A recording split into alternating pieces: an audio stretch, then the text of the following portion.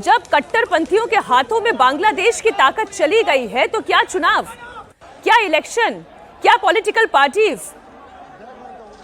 हर जगह आगजनी की ये तस्वीरें, क्या ये वही बांग्लादेश है जिसने आजादी की मांग की थी? पाकिस्तान से आजाद होने वाले बांग्लादेश की ये तस्वीर पैदा करने के लिए मांग की गई थी जहां आगजनी हो। अभी ये तस्वीर भी हम आपको दिखा रहे हैं। अवधेश, ये तस्वीर बताती है कि बांग्लादेश पाकिस्तान बनने की राह पर चल पड़ा है। नहीं, मुझे लगता है कि पाकिस्तान से आगे है। आप अगर देखेंगी, देखिए बांग्लादेश, अभी जो आपने पूछ दिया तो इस थोड़ी देर में बांग्लादेश की पृष्ठभूमि, पाकिस्तान की पृष्ठभूमि, दोनों में आज़ादी के पहले से अंतर है।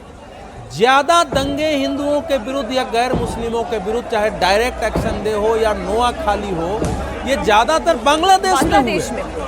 पाकिस्तान में तो विभाजन के कुछ समय से पहले हुए हैं। और बांग्लादेश में जो इस समय शक्तिशाली जिस ग्रुप को बना दिया है ये जिहादी, में जब मोहम्मद यूनुस आए थे तो मैंने कहा ये छिपा हुआ जिहादी इस्लामवादी है, इसको दुनिया के कुछ इकोसिस्टम में छिपा के रखा था इस दिन के लिए।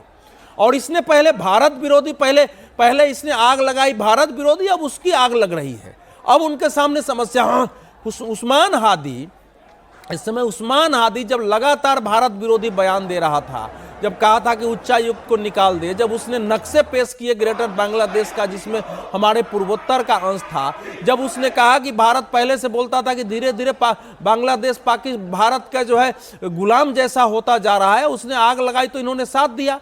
अब ऐसी स्थिति पैदा हो गई है कि इन ग्रुप में आपस की लड़ाई है। वो चुनाव में, उस्मान हादी चुनाव में खड़ा था, वो प्रचार कर रहा था, उसको गोली मार दिया किसी ने। अब वही के किसी ने गोली मारा है। अब वो गोली मारा तो यहां नहीं हुआ तो सरकार ने, वो तो हीरो था अब जुलाई अगस्त 2024 के आंदोलन का, उसको सिंगापुर भेजा, सिंगापुर में उसकी मौत हो गई। अब उस मौत के लिए क्या आवामी लीग जिम्मेवार है? आवामी लीग के दफ्तरों को आप जला रहे हैं, घर को जला रहे हैं। जो प्रथम ओलो बांग्लादेश का मुख्य अखबार है, वहां का सबसे बड़ा अखबार है, वो आज का अखबार नहीं है, प्रथम अंग्रेजी का डेली स्टार एक प्रमुख अखबार है। वो दोनों अखबार के दफ्तर में आग लगाई जा रही है। तो ये तो कोई, मतलब मुझे इसमें हैरत नहीं है।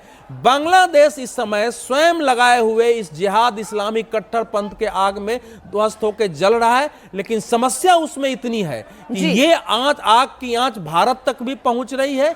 ये आग की आंच से अगर बांग्लादेश ध्वस्त होता है तो इसकी समस्या हमारे लिए भी महत्वपूर्ण है। इसके अभी रुकने का कोई उपाय नहीं है। कोई उपाय नहीं है सर। आपने डेली स्टार अखबार की बात की, उसी की मैं तस्वीरें अपने दर्शकों को दिखा देती हूँ। बांग्लादेश का ये बहुत चर्चित अखबार है और बहुत ही रेप्यूटेड अखबार है डेली स्टार। इसके दफ्तर का क्या हश्र किया है इन उपद्रवियों ने, वो देखिए। डेली स्टार के दफ्तर को फूंक दिया।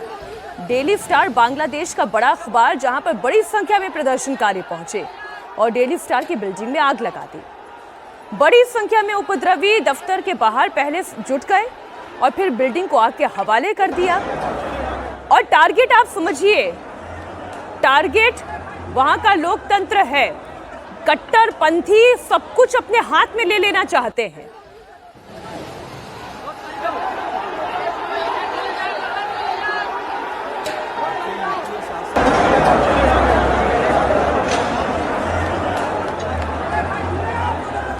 कट्टरपंथियों ने पहले से यह तय कर रखा था कि उसे डेली स्टार के दफ्तर में आग लगानी है। ऐसा नहीं है कि कोई प्रदर्शन करने के लिए निकला और फिर इन अ रेज ऑफ एंगर ये हो गया। नहीं, ये पहले से प्लानिंग के साथ था। इतनी बड़ी संख्या में उपद्रवी पहले डेली स्टार के दफ्तर पहुंचते हैं। दफ्तर के गेट को पहले तोड़ा जाता है और फिर दफ्तर में घुसने के बाद ये तोड़फोड़ और बढ़ जाती है। जिसे जो मिला, कुर्सी थी, मेज थी, सब कुछ तोड़ा गया।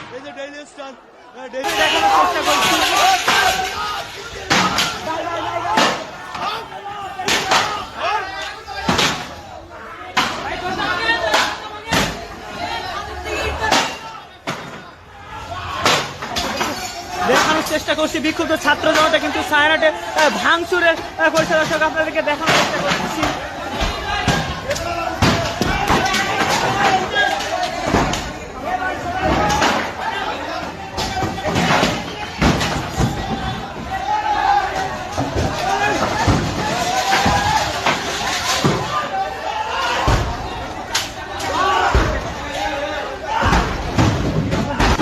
ভাঙচুরে করা হচ্ছে আপনাদেরকে সরাসরি দেখানোর চেষ্টা कट्टरपंथियों করছি। ने डेली स्टार के खिलाफ जिस तरह से गुस्सा अपना यूं कहें कि इसे अंजाम दिया, इसका अंदाजा आप ऐसे भी लगा सकते हैं कि पहले उपद्रवियों ने डेली स्टार के दफ्तर में आग लगाई और जब आग पर काबू पा लिया गया तो फिर उसके एक हिस्से में घुसकर उपद्रवियों ने तोड़फोड़ करनी शुरू कर दी।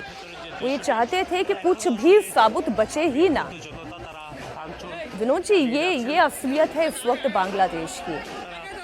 ये कैसे जिहादी हैं, ये कैसे जमाती हैं, और क्या यूनुस के हाथ से सब कुछ निकल चुका है या वो उसने फ्री हैंड दे रखा है कि जिससे जो करना है वो करे? देखिए, बांग्लादेश में कट्टरपंथ की जो नींव थी वो 1905 में जब लॉर्ड कर्जन ने विभाजन किया था ईस्ट और वेस्ट पश्चिम बंगाल का आबादी के आधार पर, जी। तभी से रख दी गई थी। और वो जैसा कि रवदेव जी ने कहा, डायरेक्ट एक्शन वहीं से शुरू हुआ और वो सोहरावर्दी का पूरा जो जिस तरह से कत्लेआम हुआ वहाँ पर हिंदुओं का, वो सारा उसके बाद फिर लंबी कहानी है। लेकिन अब जो हो रहा है, देखिए, ये जो यूनुस की सरकार है ये अपने आप में इलेजिटिमेट कहाँ है? कोई इलेक्शन हुआ था क्या? अपॉइंटेड है यूनुस, तो सेना के द्वारा अपॉइंट किए गए उस समय एंट्रिम पीरियड के लिए। तो ये कोई इलेक्टेड या कोई पब्लिक मैंडेट की सरकार तो है नहीं। लेकिन अब यूनुस साहब हैं। अब यूनुस साहब एक ज़माने में बड़े, उनकी छवि थी, नोबेल पुरस्कार विजेता थे, बड़ा काम किया था। आज तो वो सारा तार हो गया।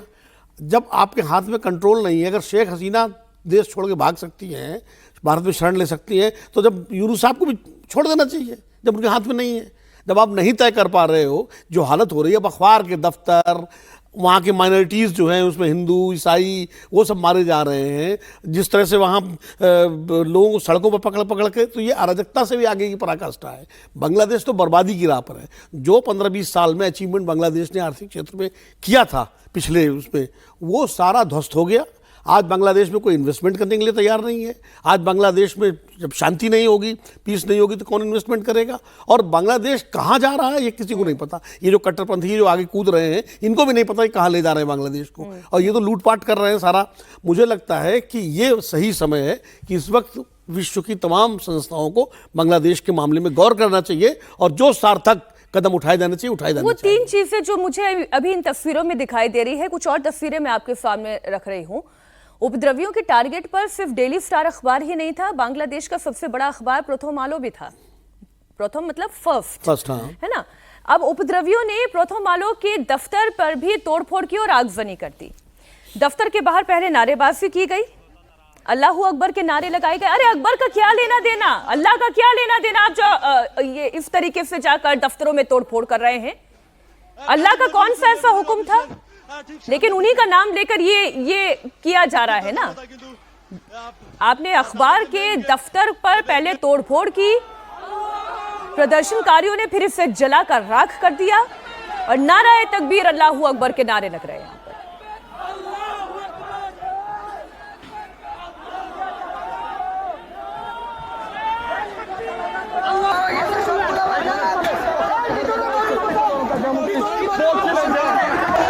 নথিপত্র ছিল সেগুলো ভবনের ভেতরে প্রবেশ করে ভবনটির ভেতর থেকে বাহিরে ফেলে দেওয়া হচ্ছে এবং